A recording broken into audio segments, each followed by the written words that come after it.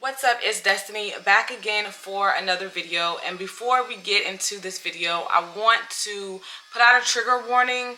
This topic of discussion might be triggering to some folks. However, I think that is a very important message that needs to get out to the public. Also, if you hear construction sounds, my neighbors are having work done on their houses as we were impacted by the hurricane. But also, before I get into this, I want you to go ahead and make sure to be subscribed to the channel. Again, the analytics are showing y'all are coming in and peaking, but not subscribing. So go ahead and subscribe to the channel. You know you love the content anyway. Be prepared to give this a thumbs up. This helps the algorithm, and it lets me know that you like this type of content. And be prepared to leave a comment at the end of the video. So I was minding my business, as I am known to do, and I was just scrolling on social media last night before going to bed, and I follow, the sheriff of the county that I live in, the police chief, people like that.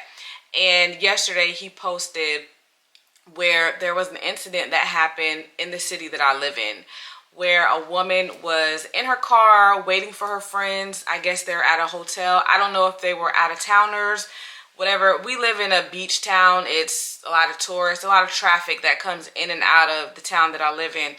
However, the lady was in the car waiting for her friends, and a man approached her at gunpoint, forced her into the backseat of her own car, and proceeded to sexually assault her and also rob her. She was able to give a good description to the authorities, and they were able to locate him prowling around another hotel. So a lot of things to unpack here, because a lot of times people will tell women particularly, well, you shouldn't be in a certain environment. You shouldn't put yourself in that position. You shouldn't dress a certain way. You shouldn't. Bottom line is, people should not be assaulting anybody. Sexually, physically, any type of assault should not happen to anyone, especially not at gunpoint. Shouldn't happen at all.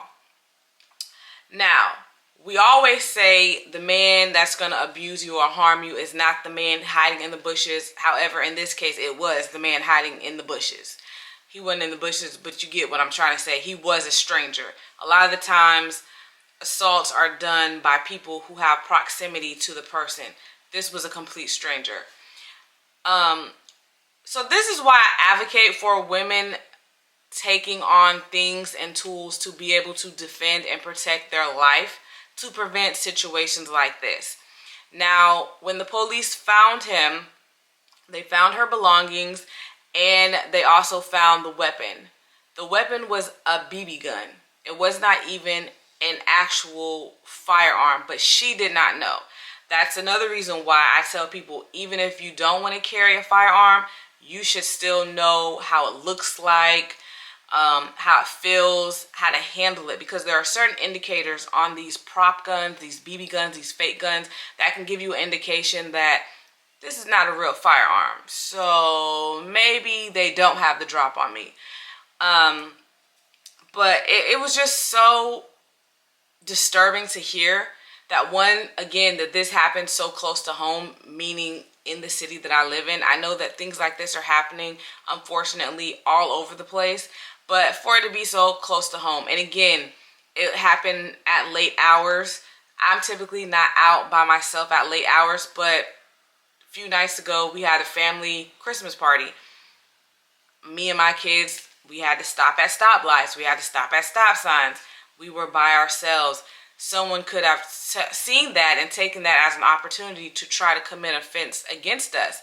They would have been pleasantly surprised. However, it's situations like that. So we cannot ever victim blame. We can hold ourselves accountable in what we do, but we have to hold these people who are committing these crimes accountable as well.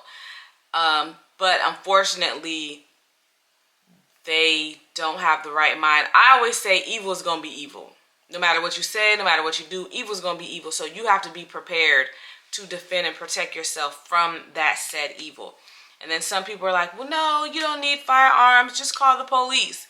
She did call the police after she was already assaulted, after he had already robbed her.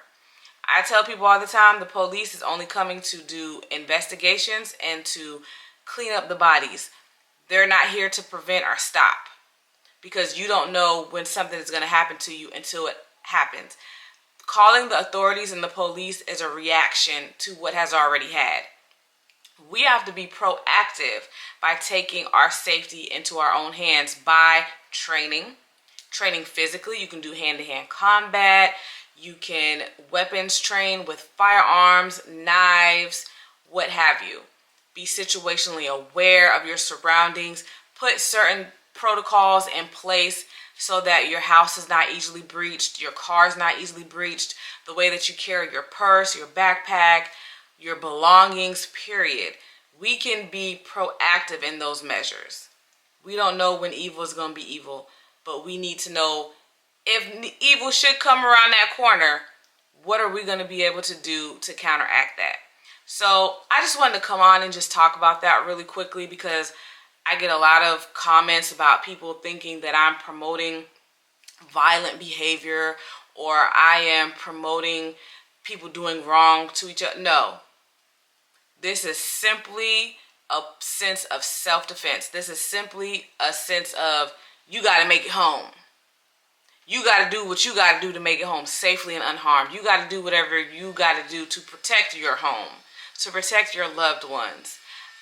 I want people to take their safety into their own hands, because calling the police, like I said, is a reaction. We have to be proactive.